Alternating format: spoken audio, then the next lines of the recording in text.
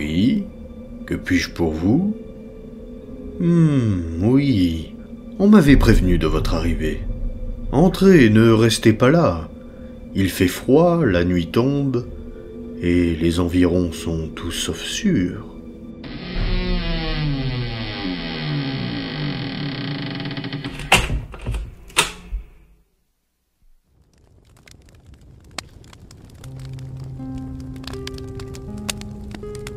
Je suis désolé, mais comme vous vous en doutez, je ne reçois que très peu de visites.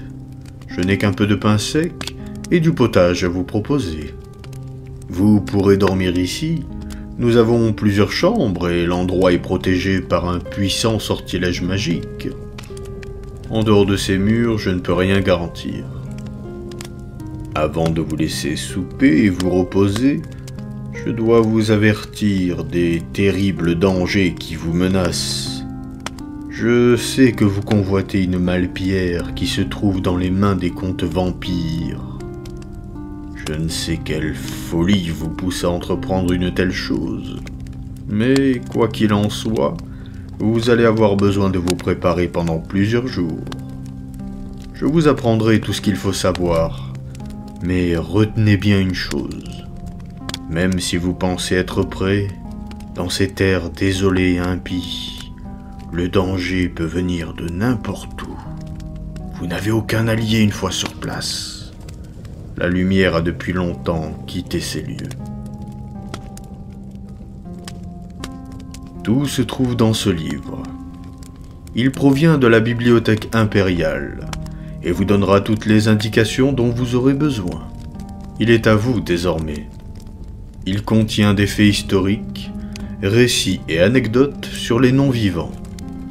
Pour ce soir, nous allons parler du monde des morts en général et des contes vampires en particulier. Pour affronter un ennemi, il faut connaître son histoire.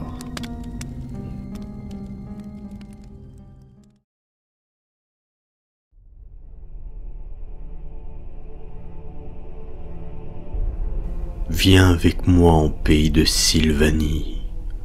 Accompagne-moi en ces terres où les ombres de l'horreur planent sur la vie des hommes. En ces lieux réside la peur. Ici s'étend le domaine des morts. Écoute. Ici un vent froid souffle sur les landes désolées où résonnent les hurlements des loups. Dans l'air glacé s'attarde le gémissement déchirant des banshees mortes depuis des éternités. Et si tu gardes le silence, tu pourras entendre le battement tout proche d'ailes de cuirs invisibles dans l'obscurité nocturne. Regarde, des cavaliers arpentent la nuit. Ils galopent dans les ténèbres sur des montures aux yeux de braise, chassant les inconscients qui osent s'aventurer dehors après le crépuscule. Pour eux, le sang des mortels est un vin raffiné à même d'étancher leur soif. Des hommes et des femmes au visage livide se mêlent discrètement à la noblesse du vieux monde et complotent après le coucher du soleil, étendant toujours davantage leur toile de mensonges, de désespoir et de folie. Observe, dans les forêts impénétrables, les châteaux en ruine et les manoirs abandonnés ne sont pas vides. Ils sont la demeure d'une aristocratie mortelle qui, pendant des siècles, demeure cachée dans leurs repères, attendant patiemment qu'arrivent leurs heures pendant que le monde, lentement, oublie jusqu'à leur existence. Puis, lorsque les flux de magie s'intensifient, des choses obscures s'éveillent dans les cryptes et les ossuaires. Des armées se rassemblent sous des étendards noirs, répondant à un appel que les vivants ne peuvent entendre. Les contes vampires les rappellent à la bataille. dis adieu à la lumière, car les ténèbres arrivent, et les morts foulent à nouveau la terre.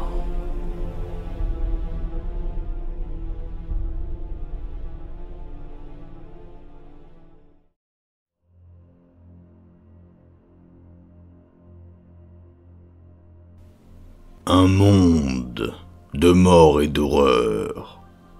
Levez-vous, ô morts, car pour vous il n'est point de repos en la tombe. Que vos os fendus s'extraient de leur cercueil, que vos doigts glacés se referment sur les gardes d'épée rongés par le temps, que vos yeux aveugles contemplent à nouveau le champ de bataille, car votre temps est revenu, et les morts marcheront sur la terre. Extrait du Sortilège des morts. Les morts ne trouvent pas facilement le repos dans le monde. Les vampires hantent leurs demeures de pierre dans les forêts sinistres. Les nécromanciens tentent d'échapper à leur mortalité en recherchant un savoir interdit dans les pages de grimoires maudits, et réveillent les morts grâce à leurs sortilèges impies. Dans les cryptes des nobles décédés, les pilleurs de tombes sont glacés d'effroi lorsqu'ils entendent derrière eux un mouvement dans l'obscurité. La peur des morts vivants et l'aversion pour la nécromancie sont universelles.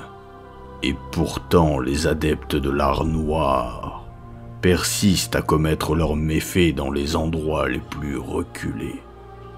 La nécromancie et la malédiction de la non-vie sont profondément ancrées dans l'histoire du vieux monde. La plupart de ces adeptes sont des nécromanciens. Ils sont peu nombreux, mais redoutés, et ce à juste titre. Mais il existe des créatures encore plus redoutées. Ce sont les vampires, d'effroyables prédateurs qui hantent les nuits du vieux monde, avides de sang humain et venant parfois réclamer la terre sur laquelle ils régnaient des siècles auparavant. Le plus puissant et le plus redoutable de tous fut Nagash en personne. En des temps reculés, il ouvrit une voie que bien d'autres de moindre puissance ont suivie depuis lors. Il balaya des armées entières, passa des pactes avec des dieux maléfiques et, au sommet de sa puissance, massacra un royaume entier pour condamner ses habitants à vivre une éternité de servitude. La puissance du nom du grand nécromancien est telle qu'il continue d'être utilisé dans certains rituels pour invoquer et asservir des morts vivants. Les maîtres des morts vivants ont de nombreux serviteurs, des zombies putréfiés, des guerriers revenants, des spectres désincarnés ou des banshees hurlantes. Revenus d'entre les morts grâce à la puissance de la magie noire, toutes les créatures peuvent être asservies par la volonté de ceux qui ont étudié la nécromancie. Les plus puissants peuvent ainsi rassembler des hordes immenses de créatures d'outre-tombe, capables de rivaliser avec les forces militaires les mieux organisés du monde. Squelettes et zombies sont les plus faciles à invoquer. Tout ce dont le nécromancien a besoin, c'est de cadavres et du savoir nécromantique requis. Ces morts vivants peuvent être invoqués par dizaines, et si l'incarnation a été proprement menée, ils obéiront à celui qui les a appelés. Infatigables, implacables et redoutables, les morts vivants sont parmi les ennemis les plus redoutables du vieux monde. Prisonniers de la volonté du nécromancien, Ce sont des combattants abominables. Ils ne peuvent en aucun cas être raisonnés, achetés ou corrompus. De plus, ils ne connaissent ni peur, ni pitié. Ils n'ont besoin ni de se nourrir, ni de se vêtir, ni de dormir. Ils n'ont en fait aucun besoin vital. Les chroniques regorgent de comptes rendus relatant des guerres et des batailles désespérées contre des hordes de morts-vivants. Peu d'ennemis sont aussi abominables, car le prix de la défaite n'est pas seulement la perte de la vie, mais une éternité d'horreur, emprisonnée dans une carcasse en décomposition. En effet, les seigneurs de la non-vie n'hésitent pas, après chaque bataille, à renforcer leurs armées en puisant de nouveaux guerriers parmi les cadavres de leurs victimes. Se mesurer aux forces des contes vampires sur le champ de bataille revient souvent à affronter ses propres cauchemars. Beaucoup de guerriers n'y vont que contraints et forcés, ou motivés par la promesse d'une solde avantageuse, car la mort ne fait pas grande distinction des origines, de la noblesse et encore moins du peuple. Il est courant de voir des orques, des nains, des elfes et même des scavens rejoindre les rangs de leurs bourreaux sous la forme de zombies. Les armées des morts-vivants se déversent inlassablement sur leurs adversaires comme des marées d'os et de chair putréfiée pliés à la volonté de ceux qui les ont invoqués.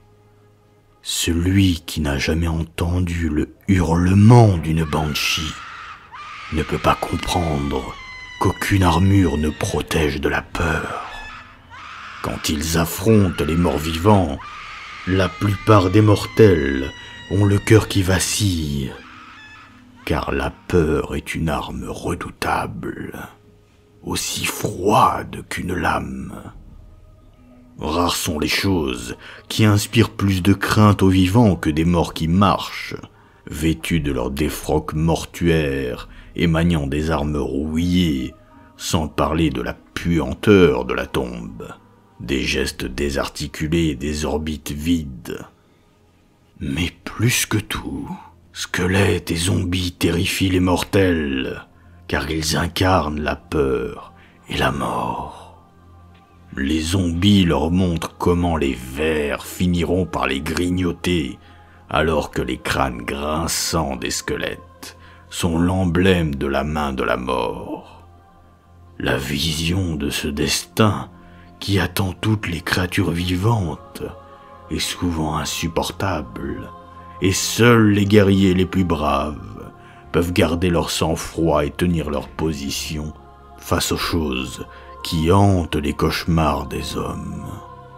Seuls les plus dépravés des dépravés peuvent envisager une alliance avec ce genre de créatures, car bien qu'y étant généralement associés, les généraux des forces de la destruction n'apprécient guère de se battre aux côtés des vampires, et même si on peut parfois les voir faire alliance, ils forment malgré tout des alliés plus fiables que les elfes noirs ou les scavens. De telles collaborations restent peu fréquentes. De toute façon, rares sont ceux qui survivent pour le regretter. Lorsque les contes vampires partent en guerre, le monde tremble de terreur.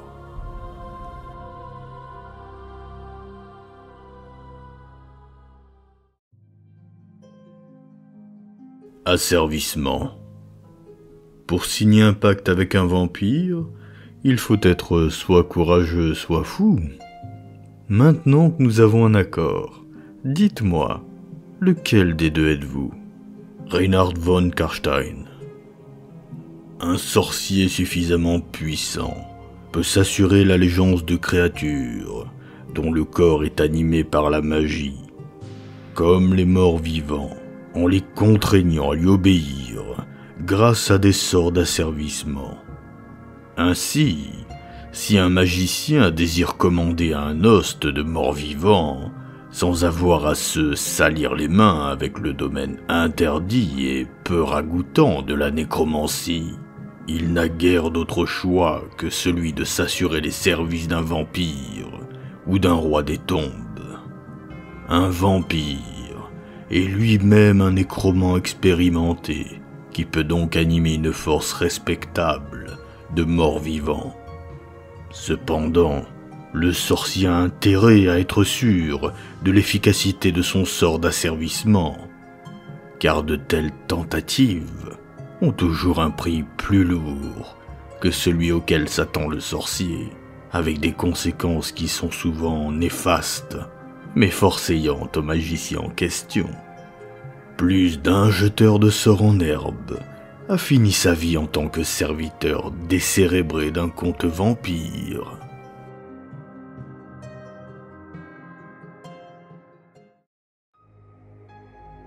Les lieux maudits. Il existe une cabane dans les bois, vous savez, où les ténèbres résident à jamais. Ansel Meyer, garde forestier du Sitterland. Bien que bon nombre de personnes croient que les morts-vivants ne se trouvent que dans la terre des morts et en Sylvanie, ils ont en fait bien des lieux. Du Kislev et la Bretonie jusqu'aux terres de Lustrie, il y a toujours des lieux où les forces de la nécromancie prévalent. Pour comprendre la nature des morts-vivants, on doit comprendre la nature de la sorcellerie qui imprègne le monde. Les vents de magie s'échappent des royaumes du chaos et soufflent sur le monde. Leurs énergies imprègnent tout. En quittant les désolations nordiques, la plupart de ces courants se séparent pour former les 8 vents de magie. Mais il arrive que certains concentrent des énergies corruptrices à l'état pur. Une des particularités de la magie noire est qu'elle s'attire elle-même. Une fois qu'elle a commencé à s'accumuler à un endroit précis, toujours plus de magie noire sera attirée à cet endroit, formant un vortex d'énergie qui peut parfois se transformer en malpierre au contact de l'air. C'est ce vent magique qui abreuve les morts-vivants et les anime. Les régions perméables à la magie noire sont également celles qui attirent ou génèrent les morts-vivants.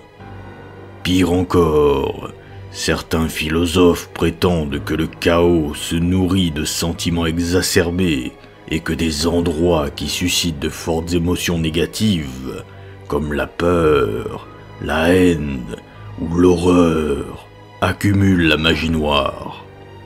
Les champs de bataille, les zones touchées par les épidémies, les maisons ayant été le théâtre de meurtres horribles attirent les forces de la non-vie.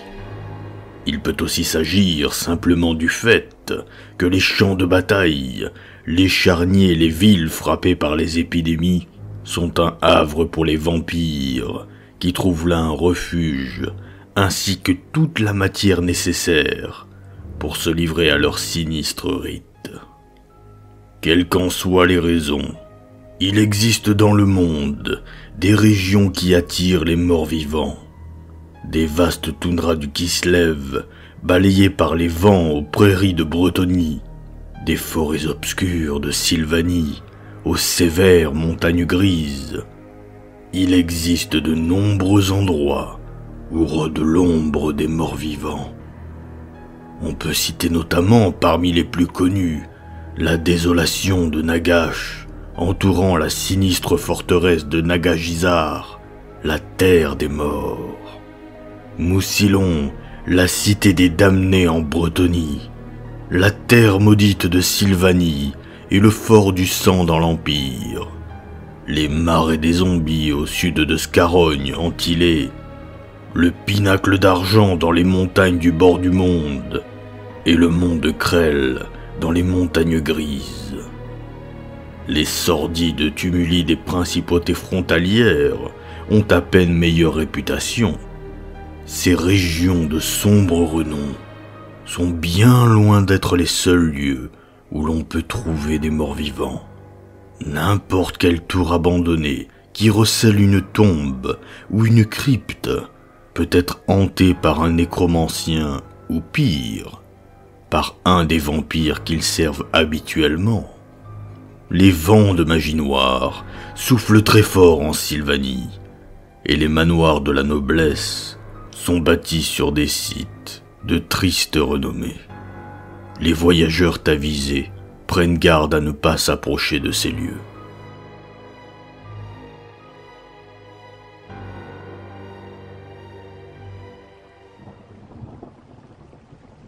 Une sombre histoire circule sur le sort d'un malheureux, un pauvre colporteur du nom de Frédéric. Rumeur pour les uns, superstition pour les autres, mais les plus avisés savent ce que recèlent les régions les plus putrides du monde. Je vais vous raconter cette mésaventure. Frédéric le colporteur soupira. Cela faisait 3 jours qu'il se traînait sur cette maudite route, sans avoir croisé le moindre village ou hameau.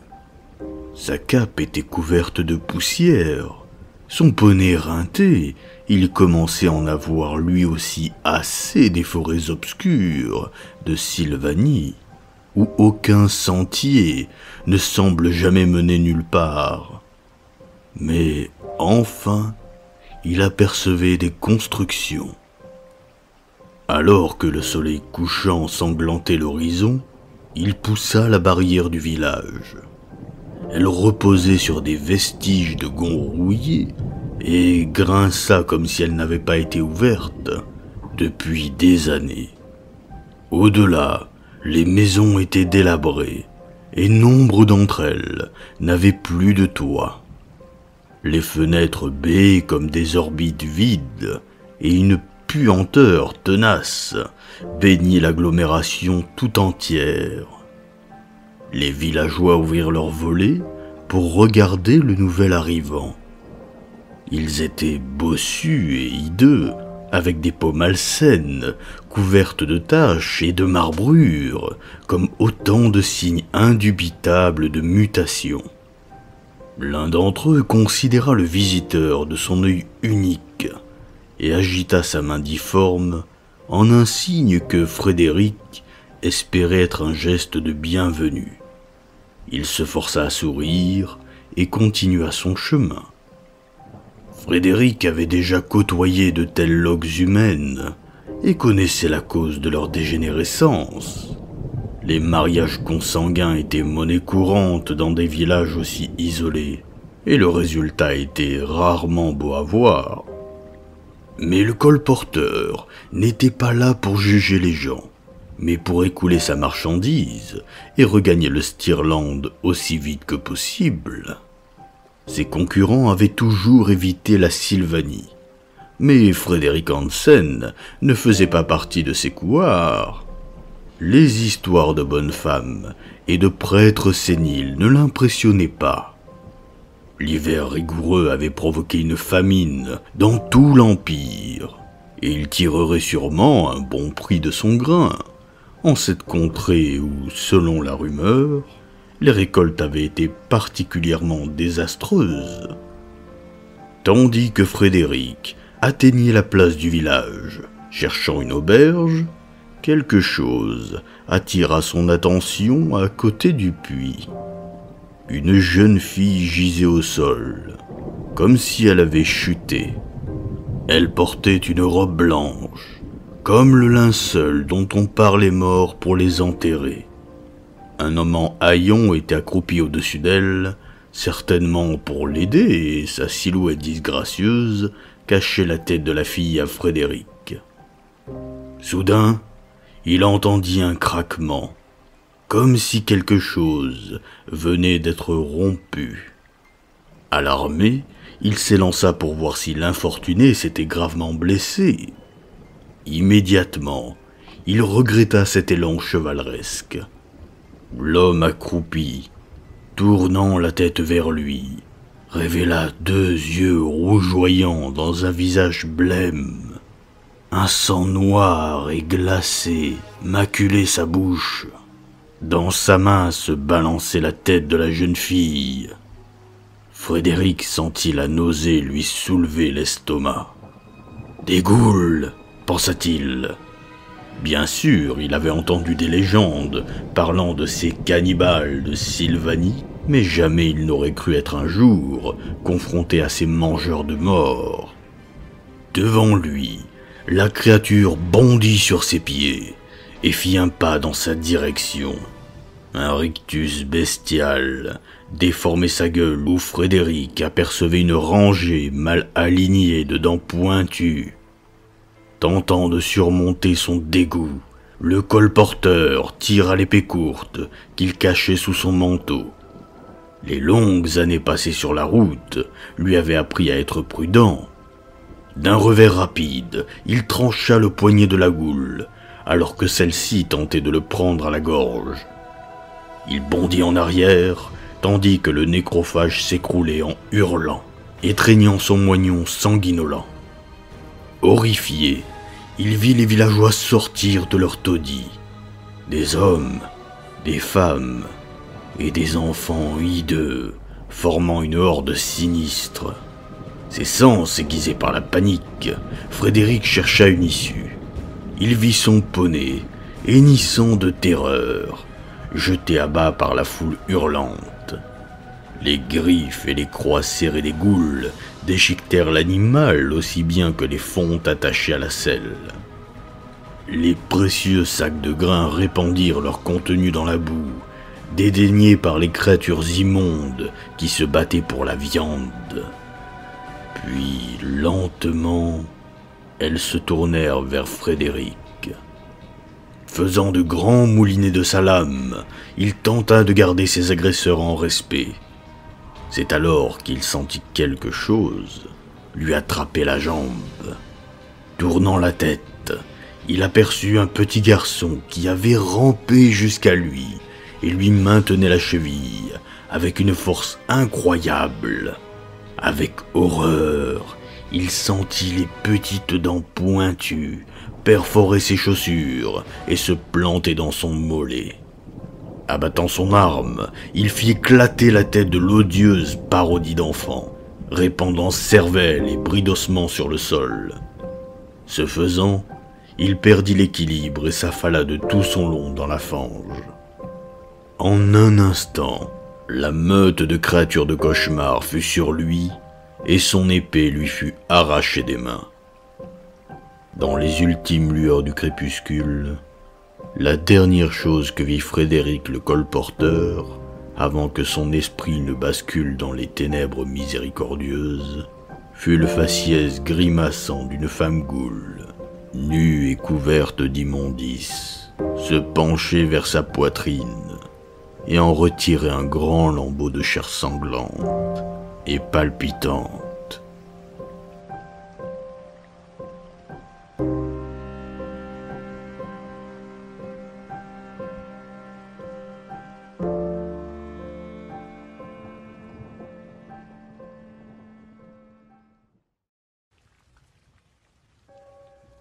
L'éveil à la non-vie. Il n'existe ni société vampirique, ni aristocratie, ni famille royale au sang bleu chez les morts vivants. Les vampires ont soif de puissance. Ils utiliseront la force aussi bien que la fourberie pour se l'approprier. La fragilité est punie de mort terminale et véritable. Il n'existe pas d'ordre naturel de succession régissant ceux qui restent. Pas de droit d'aînesse, pas de transmission de flambeau d'une génération à une autre. Le pouvoir se prend par la force brute. Extrait d'Erbschaft, de Stéphane Savillus. Les populations du Vieux Monde ne s'intéressent pas du tout au fait que le mythe des vampires soit sans doute le plus persistant de tous. Les gens se moquent de savoir que, dans toutes les races et cultures du Vieux Monde, on rencontre des légendes évoquant ces créatures. Ils se fichent bien de savoir que les vampires peuvent être des symboles majeurs de la peur de la mort, des maladies, des prédateurs, des facettes les plus noires de leur âme ou de la nuit. Ils se moquent complètement des antiques sornettes que l'on peut généralement lire en préambule de tous les traités érudits jamais écrits au sujet des vampires. À leurs yeux, les vampires sont avant tout deux choses: des monstres terrifiants issus de leurs plus noirs cauchemars, et en même temps, tout ce qu'ils ont toujours rêvé d'être. S'il est vrai que les vampires sont d'ignobles abominations auxquelles aucun être sain d'esprit ne voudrait ressembler, ils sont également puissants au-delà de tout ce que vous pouvez imaginer, véritablement immortels et résistant à la corruption du chaos. Ils symbolisent la liberté et l'audace intrépide qui défie les lois d'un monde aussi implacable que terrifiant. Ils disposent de tout ce dont rêvent les humains. Mais pour l'obtenir, il leur faut sacrifier ce que la plupart de ces mêmes humains placent généralement au-dessus de tout: leur âme. Les vampires sont les plus éminentes personnalités du monde des morts-vivants. Ces êtres d'une formidable puissance sont capables d'en remontrer à l'empereur lui-même. Pour ce qui est de la majesté, leur ambition dévorante n'est égalée que par celle d'un champion du chaos. Ce sont des maîtres du complot qui savent mener à bien leurs maléfiques projets de manière à marquer de leur sceau les annales de ce monde dangereux. Leurs capacités sont inimaginables. Ils peuvent exercer leur domination d'un simple coup d'œil, broyer des os sans difficulté et dompter les créatures de la nuit. Et leurs innombrables talents les différencient nettement de la masse glapissante et trébuchante des cadavres animés. Évidemment, cela ne signifie pas qu'ils soient invulnérables pour autant. Ce sont des êtres maudits. Ils craignent certaines choses ordinaires. Lorsqu'ils sont blessés, ils saignent et meurent. Ils ne peuvent tolérer le contact de l'argent, pas plus que celui des rayons purifiants du soleil bienfaisant. Pour leur compliquer encore la vie, ceux qui les combattent connaissent tous les procédés qui permettent de les abattre. C'est ainsi que, pour leur propre sauvegarde, ces seigneurs des morts-vivants ne doivent jamais relâcher leur vigilance. Ils doivent toujours se méfier des mortels trop entreprenants et animés d'un sens excessif de la justice, qui cherchent à détruire les morts-vivants. Tandis que leurs ennemis les assaillent de toutes parts, au fil des très longues années de leur existence, les vampires ont beaucoup appris. Ils ont constitué d'immenses réseaux d'espions et d'informateurs et ont accumulé des trésors aussi extraordinaires que sacrilèges, sans oublier qu'ils sont passés maîtres en matière de nécromancie, et leur talent naturel à contrôler les morts fait d'eux des généraux innés pour les hordes de créatures de la non-vie qui menacent le monde. Grâce à leurs immenses ressources, combinées aux avantages qui leur sont propres, on peut réellement dire qu'ils méritent leur titre de maîtres de la nuit. Les vampires étaient autrefois humains et ne peuvent pas laisser totalement derrière eux leur ancienne vie d'érudits ou de guerriers. Même si des bribes d'émotion peuvent encore atteindre leur cœur froid, le baiser de sang les a irrémédiablement transformés en créatures inhumaines. Leurs aspirations d'antan ont disparu pour céder la place à une soif de conquête inextinguible, d'autant plus que les vampires ne peuvent oublier la vie qu'ils ont perdue. Leur nom et le symbole de leur maisonnée sont emblasonnés sur les boucliers et les bannières de leur légion, car les vampires sont des êtres arrogants qui adorent inspirer la terreur. C'est pour cette raison que leur existence immortelle est vouée tout entière à la poursuite du pouvoir, qu'il soit temporel ou spirituel. Jamais cette ambition démesurée ne fut plus évidente qu'au cours des guerres des comtes vampires. Pendant plus d'un siècle, les von Karstein de Sylvanie guerroyèrent contre l'Empire et le ravagèrent avec les plus grandes armées de morts-vivants que cette nation eût affrontées depuis sa fondation. 3 vampires se succédèrent à la tête de ces forces pour contester aux comtes électeurs la souveraineté de l'Empire. Vlad, Conrad et Manfred. Chacun d'eux se révéla un adversaire tenace et implacable. Sous leur commandement, des hordes de zombies, de squelettes et de créatures immondes se lancèrent dans une guerre de conquête contre la patrie de Sigmar. L'Empire était à l'époque divisé par la guerre civile et fut près de finir sous le joug d'un empereur vampire. Mais grâce aux vaillants sacrifices des armées des comtes électeurs et d'une poignée de héros, les hostes de la non-vie furent repoussés et leur maître vaincu. Même si les von Karstein ont été tués, des rumeurs persistent à propos de la survie de Manfred, le dernier de sa lignée. On prétend qu'il s'est enfui et qu'il attend son heure depuis des siècles, le moment où l'Empire sera suffisamment affaibli pour que les armées de Sylvanie se mettent à nouveau en marche. Tandis que les morts s'agitent dans leurs tombes et que les disparitions de voyageurs dans les forêts sylvaniennes sont de plus en plus fréquentes, certains craignent que les comtes vampires reviennent pour fonder un empire de cadavres.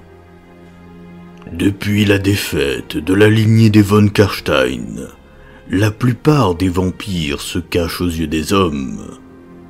Ils vivent parfois dans les grandes villes de l'Empire et évoluent au sein de la haute société en tant qu'aristocrates, tout en tenant secrète leur véritable nature. D'autres ont trouvé refuge au fond des bois ou dans des cavernes obscures et s'attaquent aux voyageurs isolés. Quelques-uns habitent encore les ruines perdues dans la brume de leur château et sortent de temps à autre de leurs cryptes pour se nourrir des innocents qui ont le malheur de se trouver dans les parages. Enfin, certains ont presque régressé au rang de bêtes et ont installé leur antre dans les mausolées des cimetières pour se nourrir de cadavres fraîchement inhumés. Les vampires sont des créatures si puissantes et rusées qu'il est impossible de savoir avec certitude s'ils sont bel et bien morts. Ils ont la désagréable habitude d'assouvir leur vengeance sur leurs ennemis au moment où ceux-ci s'y attendent le moins. Un vampire peut rester en léthargie pendant des années, des décennies, voire des siècles, pour retrouver ses forces pendant que ses séides, morts-vivants ou non, préparent son retour. Et un jour ou l'autre, il revient à la tête d'une armée de cadavres pour reconquérir le domaine qui était autrefois le sien. Lorsqu'un vampire particulièrement puissant s'éveille, la magie noire qu'il libère attire à lui toutes sortes de créatures maléfiques, car il agit comme un fanal pour les morts et les fantômes à des lieux à la ronde. Les ghouls quittent alors leur cimetière, et les loups funestes sortent de leur tanière dans les bois. Les spectres et les banshees et les esprits des guerriers morts ou des personnes assassinées sont animés par les pouvoirs du vampire et prennent une forme matérielle. Des zombies aux mâchoires pendantes s'extirpent de leurs fosses communes. Des régiments de revenants en armure avancent avec une synchronisation parodiant la discipline des vivants et sont accompagnés par les cadavres de créatures sauvages ressuscitées par les pouvoirs de la nécromancie. Les cieux s'emplissent des nuées de chauves-souris avides de sang, certaines aussi grosses que les terrifiants dragons zombies qui emportent parfois au combat les seigneurs de la non-vie. Ces monstres, qui étaient autrefois des prédateurs nobles et respectés, planent désormais sur les vents éthériques, aux côtés de choses défigurées par la magie nécromantique. Les nécromanciens sentent eux aussi la venue du vampire et abandonnent leurs repères pour venir servir ce maître immortel. Ils lui offrent leurs services en échange de davantage de connaissances ou contre l'espoir de recevoir le baiser de sang. Certains brandissent des artefacts mystiques depuis des palanquins portés par les morts-vivants, usant ainsi du pouvoir de leurs prédécesseurs contre l'ennemi. Pire encore, d'autres vampires entendent l'appel muet de leur patriarche, certains parce qu'ils lui sont liés par le sang, d'autres parce qu'ils recherchent simplement l'occasion de forger une alliance pour laisser libre cours à leur sauvagerie. Les érudits nécrarques pensent que lorsqu'il reçoit le baiser de sang, l'âme du vampire devient une source éternelle d'où jaillit la dare véritable, la source de toute magie noire. Que cela soit vrai ou non, la nature magique des vampires est généralement évidente aux yeux de toute personne dotée du troisième œil. Pour ces individus, les vampires apparaissent enveloppés des volutes de chiche, le vent améthyste et d'une aura de dard, comme s'ils étaient vêtus d'un long manteau flottant. De la même façon, tous les mortels ne possédant pas de dons magiques, mais dotés du sixième sens, se sentent mal à l'aise et inexplicablement troublés en présence de ces êtres surnaturels. Selon certaines rumeurs, il existerait des vampires capables de dissimuler leur apparence aéthérique, mais la plupart des magistères n'y croient pas, ou du moins essaient de se convaincre qu'ils n'y croient pas.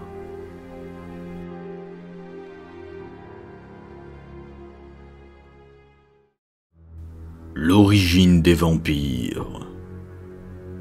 Les vampires sont des créatures de cauchemar, des aberrations de la nature, des monstres morts-vivants que l'on doit craindre et détester. Depuis les guerres des contes vampires, les histoires d'horreur qui les mettent en scène sont devenues très populaires dans l'Empire.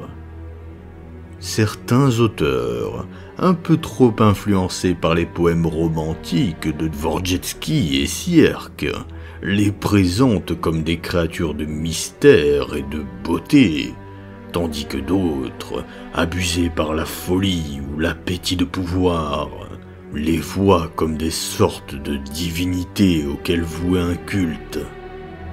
Cependant, il s'agit de rares exceptions, car la majorité des gens ne ressentent que de l'effroi à la lecture de ces histoires de prédateurs rôdant dans les ténèbres. De nombreux mythes prétendent expliquer l'origine des vampires, mais il est peu vraisemblable que l'une de ces fables puisse receler une once de vérité. Selon l'un de ces contes édifiants, si vous passez trop de temps à admirer votre reflet dans un miroir, ce reflet finira par vous assassiner pour prendre votre place. Ces reflets deviendraient ensuite des vampires, ce qui expliquerait pourquoi les vampires n'ont aucun reflet, si cette faribole était vraie. Selon certaines histoires, les vampires apparaissent lorsque les rituels des funérailles ne sont pas conduits dans les règles. Les défunts qui sont enterrés sans la bénédiction d'un prêtre de mort, et bizarrement ceux qui sont ensevelis avec leur nom brodé sur leurs vêtements, renaissent sous forme de vampires. En Ostende, on raconte des fables au sujet d'une espèce de vampire très particulier, les Doppelsaugers. Ces êtres, nourris trop longtemps au sein dans l'enfance, reviendraient d'entre les morts pour téter jusqu'à la dernière goutte le sang de leurs victimes humaines. D'autres légendes affirment que l'on peut contracter le vampirisme durant l'existence mortelle en consommant du sang ou de la terre provenant de tombes, tandis que d'autres encore soutiennent que ce sont ceux qui commettent un suicide ou qui meurent dans des circonstances tragiques qui se relèvent sous la forme de vampires si leur lien avec la vie était suffisamment puissant.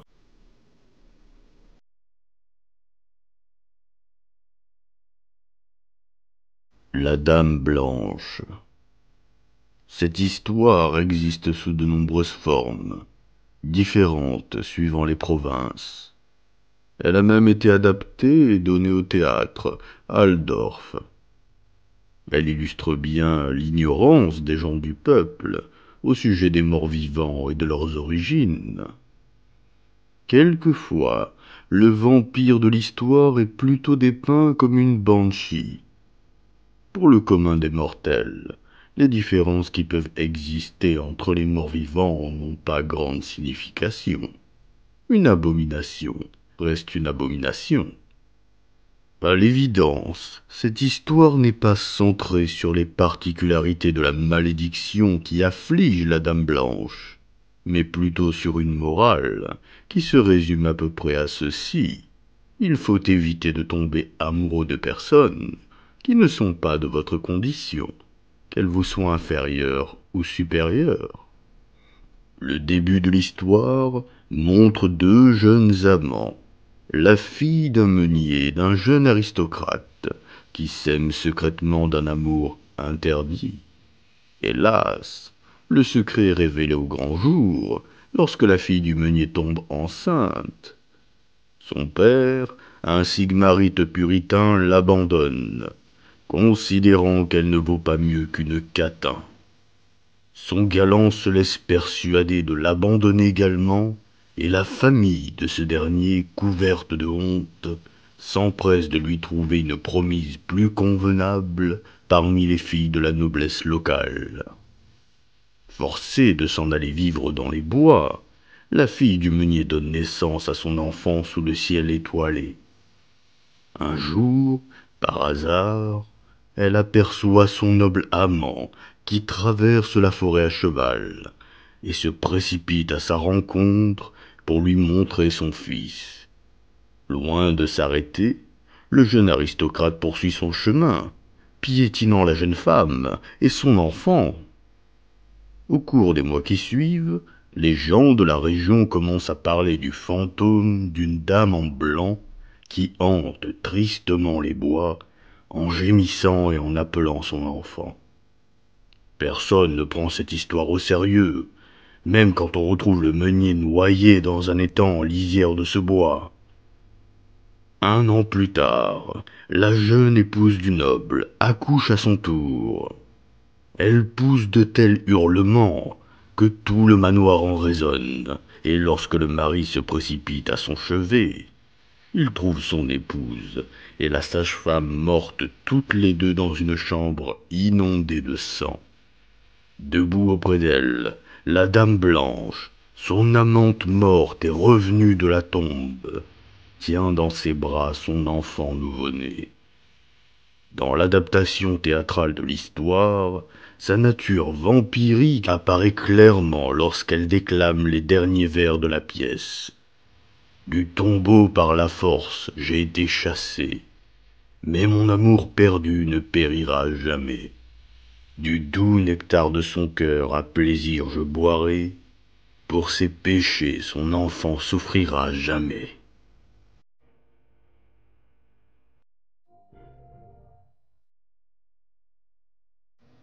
Léonora et Léonhardt.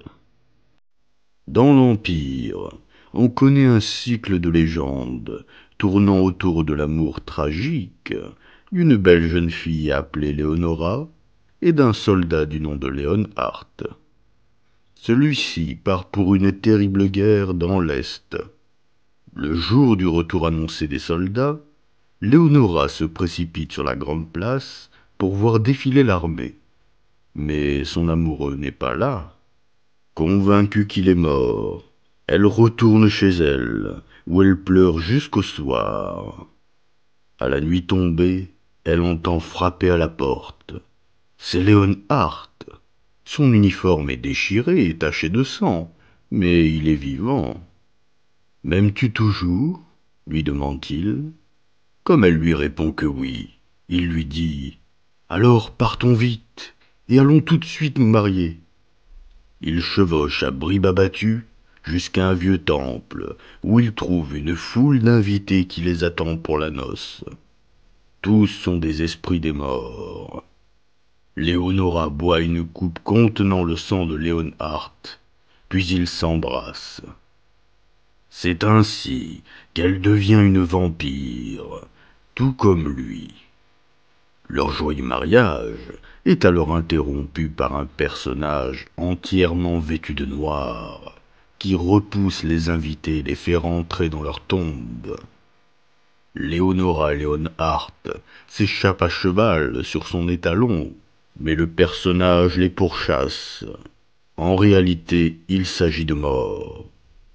De nombreux contes épiques narrent les aventures de Léonora et Léonhardt à travers le monde, fuyant pour échapper aux griffes de mort. Ces histoires sont considérées comme hérétiques par le culte de mort, non seulement pour le jour tout à fait mensonger sous lequel elles décrivent leur dieu, mais également parce qu'elles contribuent à propager une image romantique des vampires, à laquelle certains habitants un peu trop sentimentaux du vieux monde ont la bêtise de croire.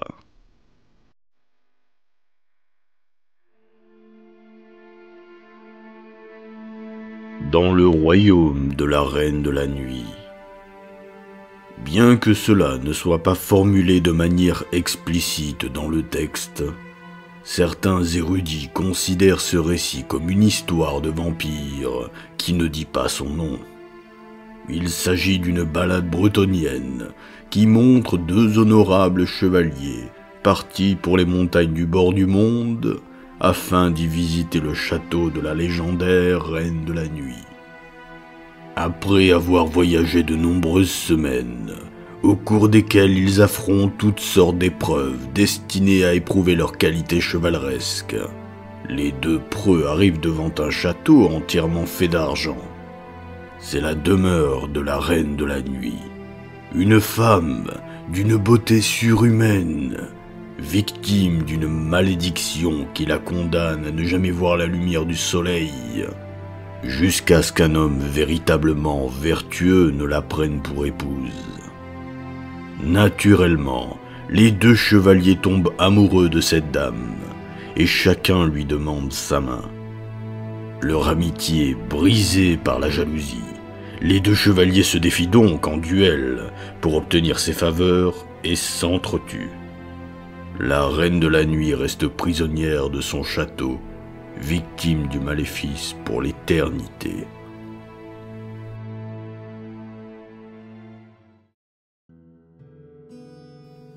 Croyances populaires. Les gens du peuple sont d'une telle ignorance en ce qui concerne les vampires que ce serait comique s'il ne s'agissait d'une question de vie ou de mort. Les principes de base, ils sont immortels, boivent du sang et ont quelques faiblesses bien particulières, sont connus de tous.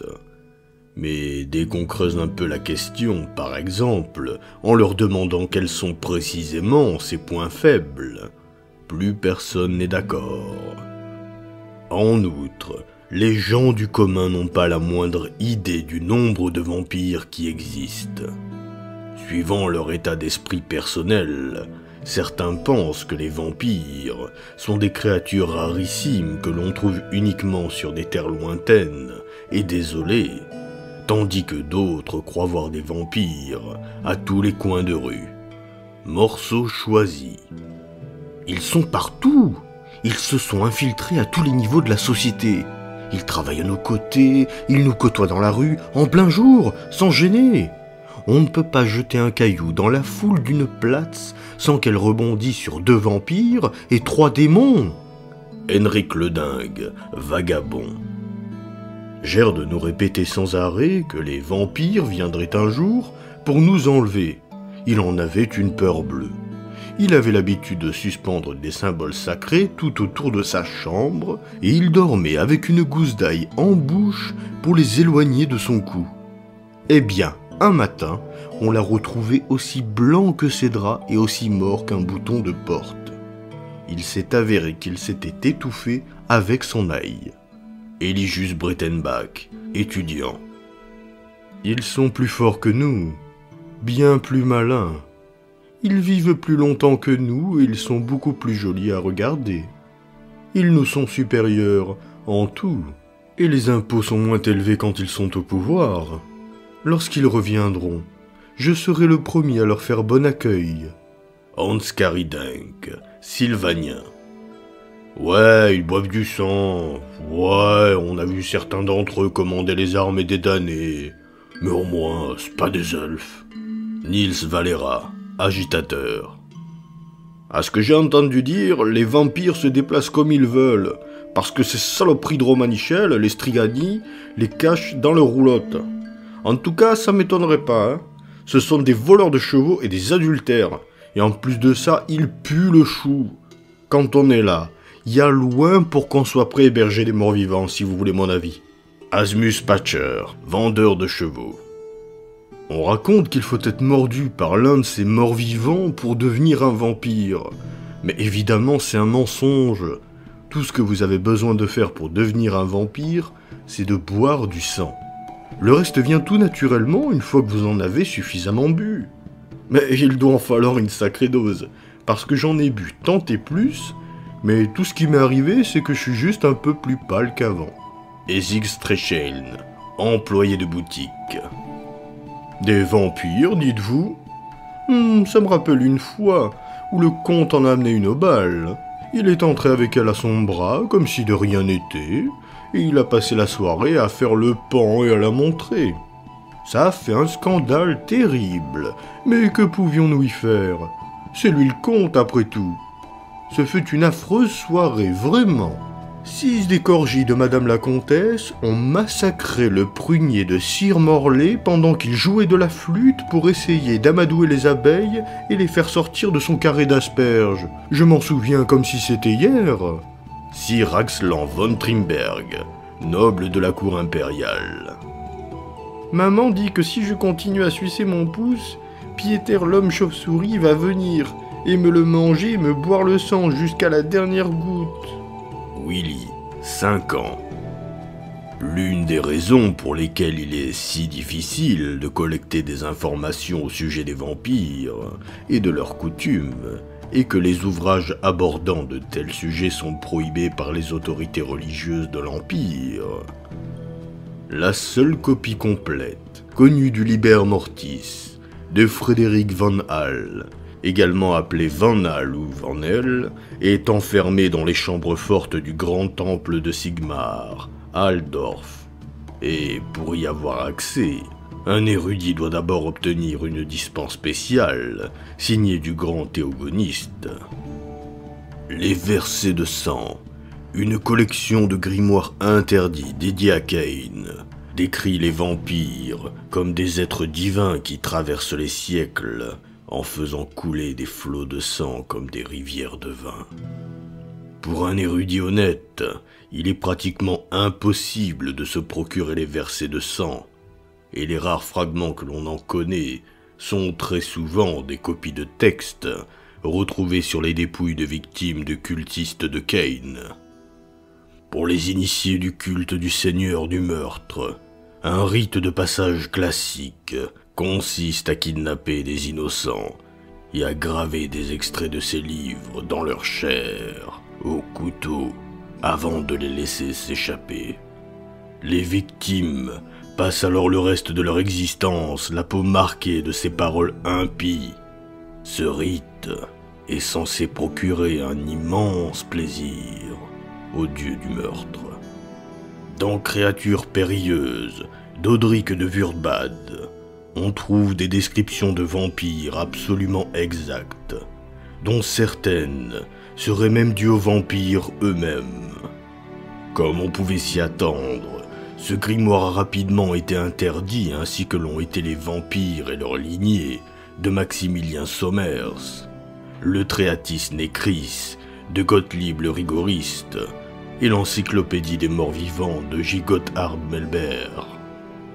Un certain nombre de récits beaucoup moins érudits échauffent l'imagination du peuple, mais ils engendrent également toutes sortes de contradictions et de désinformations. Dans Mes voyages avec Gotrek, Félix Jaeger raconte ses démêlés avec des vampires en Sylvanie. Mais son histoire abonde en détails bien difficiles à croire et impossibles à vérifier. Jaeger est connu pour être un agitateur, un hors-la-loi et un aventurier, ce qui fait que ses récits n'ont pas beaucoup de valeur. Pour compliquer encore un peu les choses, cette histoire a été adaptée par Wilhelm König, qui en a tiré le drame en vers Tueur de vampires, dont l'argument contredit l'œuvre de Jaeger sur plusieurs points et qui se situe une bonne vingtaine d'années plus tard. Le poète Kislévite, Vladislav Dvorjetski, et l'auteur dramatique impérial Detler Sierck ont tous deux dédié des cycles poétiques à leur amante vampire. La tsarine vampire, dans le cas de Dvorjetski, et Geneviève Dieudonné, cette discutable héroïne de l'Empire, dans celui de Sierck. Aucun de ces deux auteurs ne peut être considéré comme une source idéale ou impartiale. On peut en dire autant de la pièce de Sierck, la tragédie d'Oswald, et même d'Une vie, écrit par Geneviève elle-même, bien que ces deux ouvrages se prétendent véridiques et honnêtes.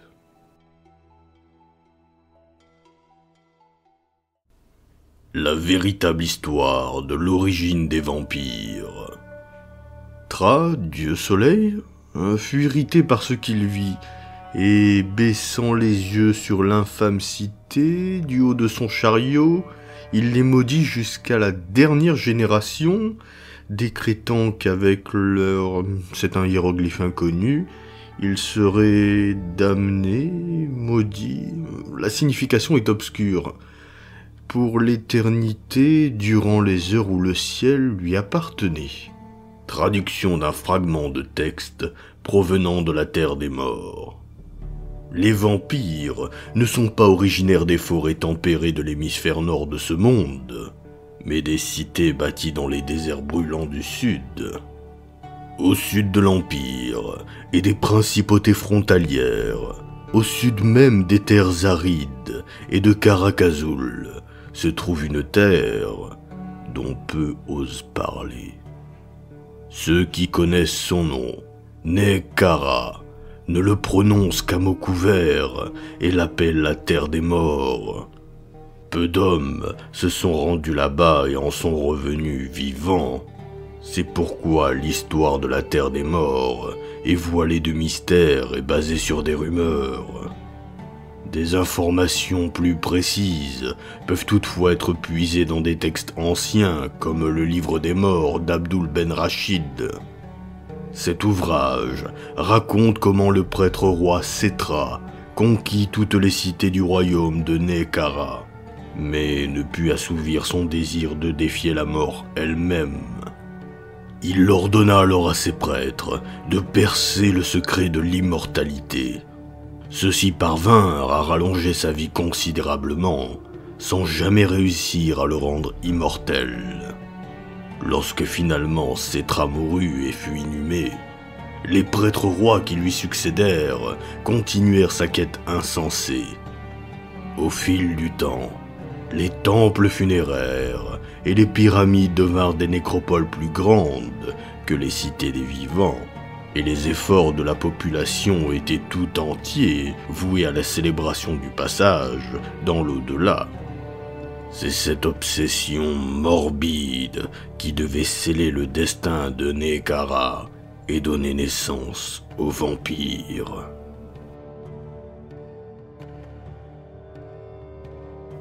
Nagash. Environ 2000 ans avant la naissance de Sigmar, c'est-à-dire plus ou moins 4500 ans avant notre époque, Nagash vit le jour à Khemri, la plus grande des villes du Grand Fleuve. Il était le frère du prêtre roi régnant et devint rapidement un grand guerrier versé dans les arts ésotériques de son peuple. Mais Nagash était encore plus obsédé par la mort que les autres habitants de Nehekhara. Il errait dans les nécropoles pendant des semaines, pénétrait dans les tombes les plus anciennes et observait les embaumeurs préparer les corps pour l'inhumation. Il regardait les guerriers blessés au combat agoniser, puis succomber, sans parvenir à accepter l'idée qu'un jour, il trépasserait lui aussi. Un jour, Nagash captura puis tortura un groupe d'elfes noirs qui lui dévoilèrent les secrets de la magie noire. Il apprit rapidement les rudiments de la nécromancie et ses pairs commencèrent à l'éviter. Nagash se livra à des expériences inavouables au cours de sa quête de l'immortalité et fut bientôt craint par les habitants de Khemri. C'était un sorcier naturellement doué et ses expérimentations furent couronnées de succès. Il distilla un élixir à partir de sang humain capable de prolonger la vie de celui qui le buvait et eut bientôt une suite de nobles dépravés, mais loyaux envers lui, auxquels il vit profiter de sa trouvaille. Nagash fomenta alors un coup d'état sanglant, au cours duquel il prit le contrôle de Khemri et fit emmurer vivant son frère dans la pyramide de leur père. Les années devinrent des décennies, et les décennies des siècles. Les seigneurs de Khemri se mirent peu à peu à éviter la lumière du jour et à chercher la fraîcheur et la pénombre pour échapper aux rayons du soleil. Ils élurent domicile dans les tombes des nécropoles réaménagées en palais. Nagash supervisa la construction de sa grande pyramide, le plus grand édifice jamais bâti de main d'homme et destiné à absorber les vents de magie. Des milliers d'ouvriers moururent afin de l'ériger. Leur sang, leur sueur et leur âme ne firent d'ailleurs qu'accroître son pouvoir mystique. Pour les prêtres rois des autres villes, déjà inquiétés par les événements qui se déroulaient à Khemri, ce fut la goutte d'eau qui fit déborder le vase. Ils forgèrent une alliance contre Nagash et leurs armées se mirent en marche. Au cours de la guerre qui suivit, des déferlements de magie noire dévastèrent les terres, si bien que de nombreuses oasis furent empoisonnées et devinrent aussi désolées et dénuées de vie que le désert qui les entourait. Au terme d'une bataille épique, les hostes de morts-vivants furent défaits et Khemri fut assiégé puis pillé. En s'enfuyant de la cité en flammes vers les profondeurs glacées de sa pyramide, Nagash jura aux prêtres rois que leur cité tomberait en poussière. Les prêtres rois le raillèrent. Ils ordonnèrent à leurs guerriers de pénétrer dans la pyramide pour en tirer un à un les disciples hurlants de terreur de Nagash. Puis ils les firent décapiter et les brûlèrent. Les prêtres rois mirent à bas tous les monuments érigés à la gloire de Nagash. Les obélisques de Khemri furent jetés au sol et les tombes profanées. Toute trace de Nagash fut effacée, mais ils ne trouvèrent nulle part l'ancien maître de la ville.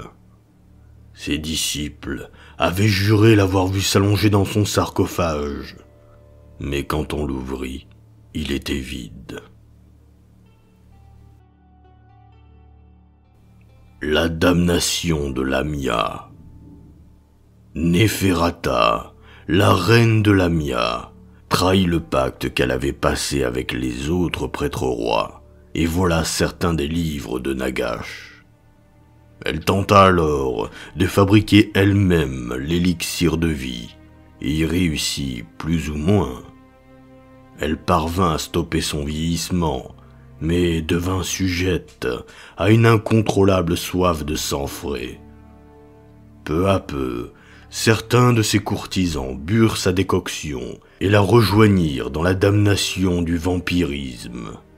Ils prirent cependant soin d'être plus prudents que Nagash et cachèrent leur agissement aux yeux des autres prêtres rois.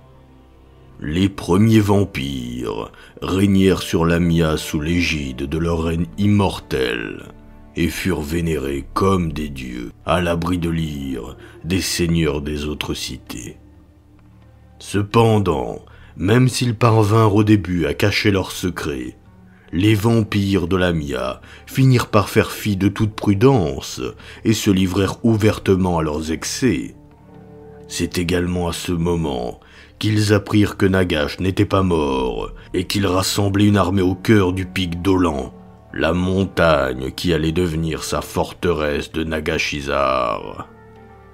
En gage d'obédience envers le grand nécromancien, et parce qu'ils étaient liés à lui à cause de l'élixir de vie, les dirigeants de Lamia envoyèrent des émissaires au pic d'Olan.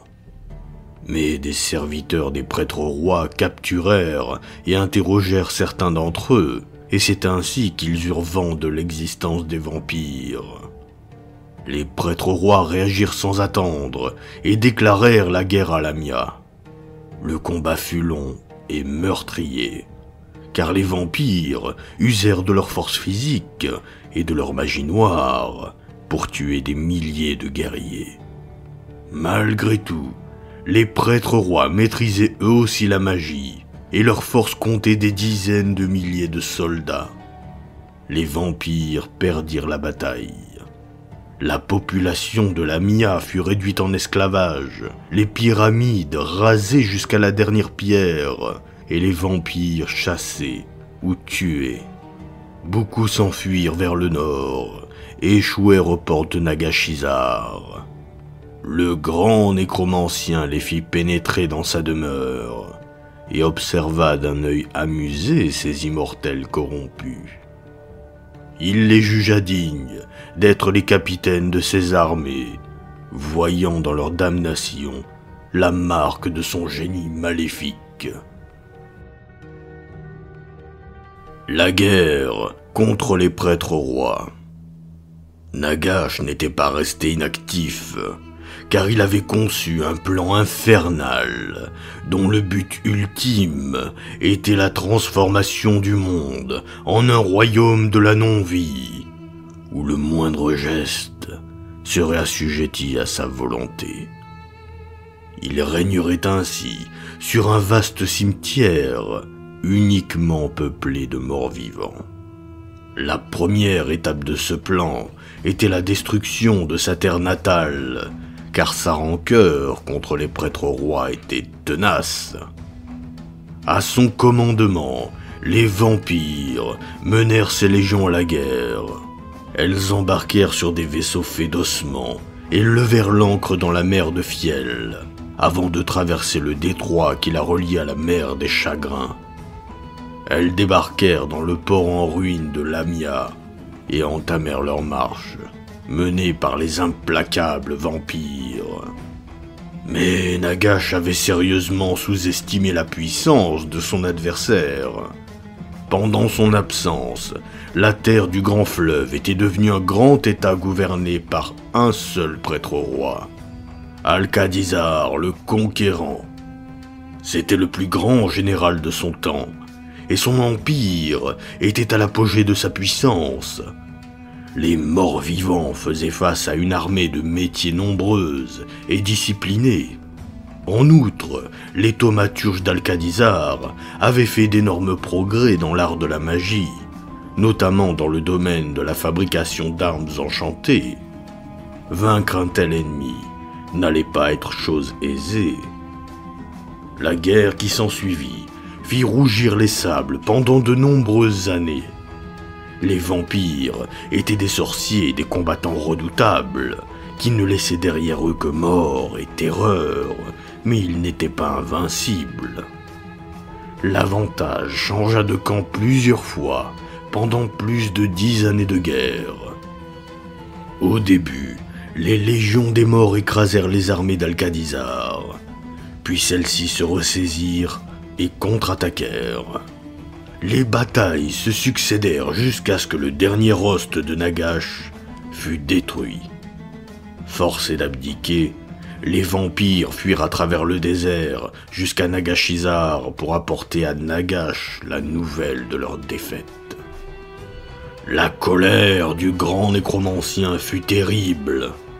Il maudit ses capitaines qui avaient échoué et les condamna à souffrir éternellement. C'est alors qu'apparurent les prémices de la mésentente entre les vampires qui se rejetèrent mutuellement la responsabilité de la défaite. Les divisions s'envenimèrent et les vampires primordiaux, qui n'étaient à ce moment-là plus que 6, Aborash les ayant abandonnés à leur sort après la destruction de Lamia, se battirent entre eux. Le combat fit rage durant toute la nuit, mais aucun ne parvint à prendre le dessus. Et au lever du soleil, ils s'enfuirent loin les uns des autres, de peur d'être tués durant leur sommeil par les serviteurs de leurs ennemis. C'est ainsi que les vampires se séparèrent. Il ne fait aucun doute qu'en restant unis, ils auraient pu conquérir le monde. Mais à cause de leur arrogance et de leur vanité, ils étaient destinés à devenir des rivaux pour l'éternité.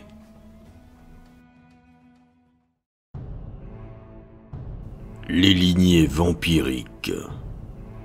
C'est alors qu'à l'ouest, j'ai contemplé une immense montagne, et dans les cavernes qui s'ouvraient en dessous, j'ai vu 7 grandes sources qui crachaient un sang vicié, et j'ai vu que ce sang coulait sur les flancs de la montagne pour s'en aller former 7 grands fleuves.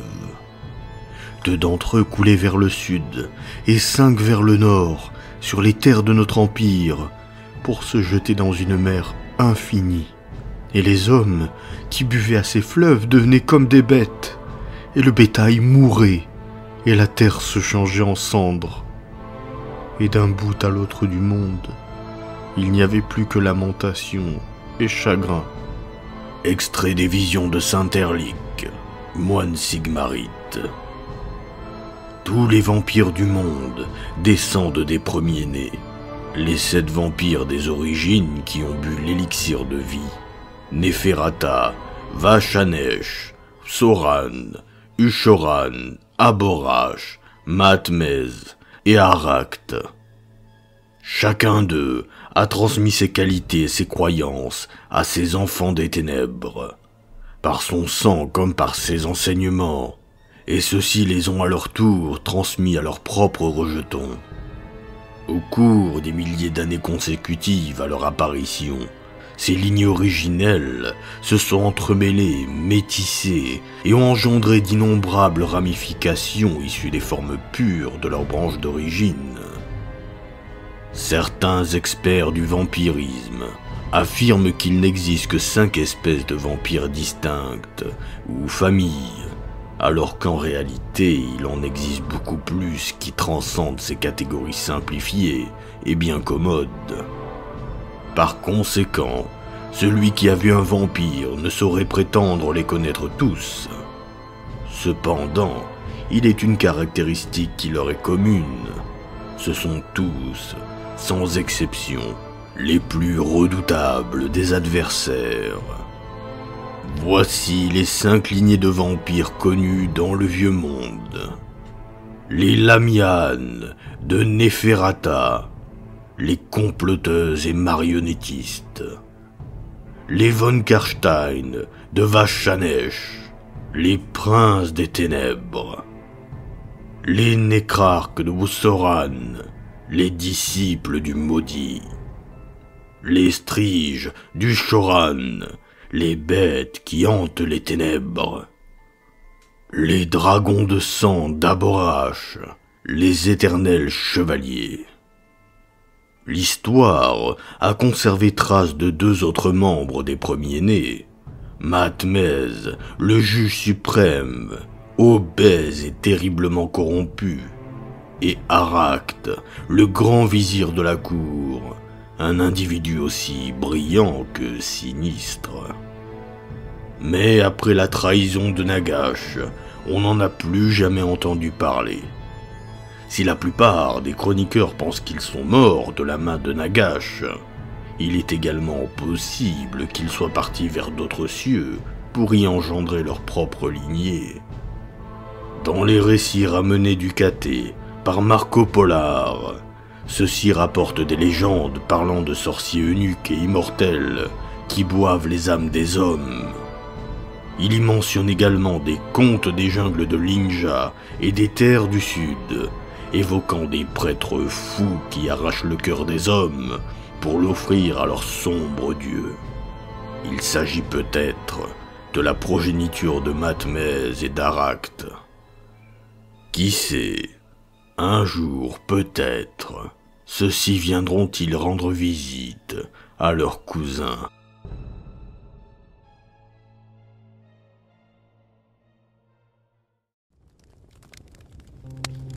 Bien, vous savez déjà pas mal de choses et je pense que nous en avons assez vu, n'est-ce pas? Il est temps de laisser ces lectures de côté pour ce soir. Nous allons devoir répéter l'opération sur plusieurs jours, alors inutile de trop en faire le premier soir. Comment? Vous entendiez une voix autre que la mienne pendant que nous parlions? Allons, je vous l'ai dit.